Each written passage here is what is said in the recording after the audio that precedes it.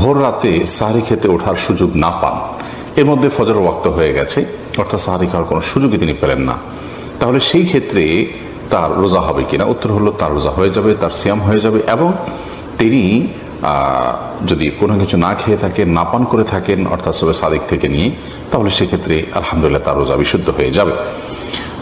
সাহরি খাওয়া এটি রমজান মাসে বা রমজানের বাইরে যে কোনো রোজার জন্য ফরজ বা আবশ্যিক কোনো বিষয় নয়। সাহরি খাওয়া এটি সুন্নাহ, সাহরি খাবারের মধ্যে বরকত রয়েছে। কিন্তু কোনো কারণে কেউ সাহরি খেতে পারলেন না, তারপরও তার রোজা হয়ে যাবে, তার সিয়াম হয়ে যাবে ইনশাআল্লাহ তাআলা। জানতে চেয়েছেন সাহরি না খেয়ে রোজা রাখলে রোজা হবে? হ্যাঁ, হবে। বাংলাদেশে অনেক ভুল চিন্তা আছে অনেক জায়গায়। দেখা যায় যে এমন টাইমে ঘুম থেকে উঠছে, আজান চলতেছে, তা আজান চলা প্রমাণ কি করে? সাহরির সময় শেষ, এখন উঠে কয় এক গ্লাস পানি খেয়ে নি, রোজা রাখবো। আপনি রোজা রাখেন নাই, রোজা আপনি ভাঙছেন।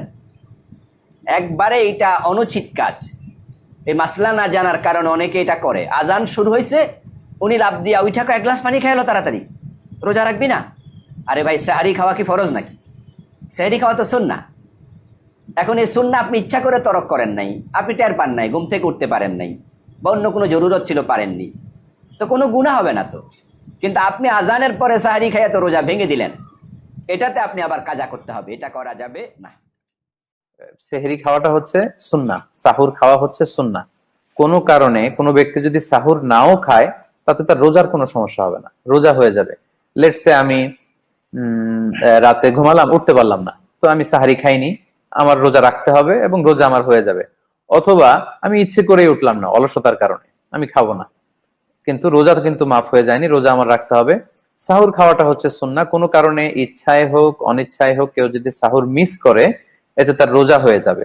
তবে আমরা সাজেস্ট করি কিছু না কিছু খেতে, কেননা সাহুরের ভেতর বারাকা আছে। হাদিসে এসেছে তাসাহারু ফাইন্না ফিস সাহুরি বারাকা, তোমরা সাহারি মিস করো না, সাহারি খেও, কেননা সাহারির ভেতরে আল্লাহ বরকত দিয়ে দিয়েছেন।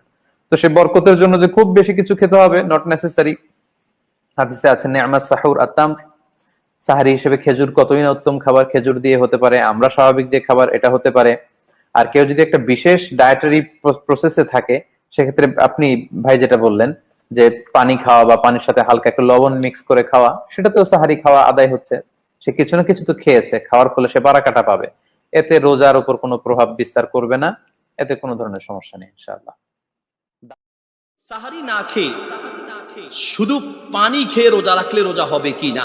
কেউ যদি সাহারি খায় নাই, অনেক সময় এরকম হয়, কেউ ভাই রোজা রাখো নাই কেন? ভাই গতকালকে উঠতে পারি নাই। তো উঠতে না পারলে কি হয়েছে?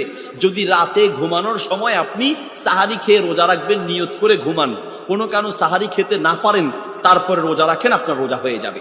অথবা শুধু যদি পানি বা যেটাই আপনি খান, খেলেও রোজা হবে, না খেলেও রোজা হবে। বাকি সাহারি খাওয়া অত্যন্ত গুরুত্বপূর্ণ একটি আমল। নবী সাল্লাল্লাহু আলাইহি ওয়াসাল্লাম বলেছেন তাসাহারু ফাইন্না ফিস সুহুরি বারাকা, তোমরা সাহারি খাও, সাহারিতে বরকত আছে। আরেকটি হাদিসে নবী সাল্লাল্লাহু আলাইহি ওয়াসাল্লাম বলেছেন ফাসলু বাইনা সিয়ামিনা ওয়া সিয়ামি আহলিল কিতাব আকালাতুস সাহুর, আমাদের রোজা আর আহলে কিতাব ইহুদি খ্রিস্টানদের রোজার মাঝে পার্থক্য হলো আমরা সাহারি খাই, তারা সাহারি খায় না।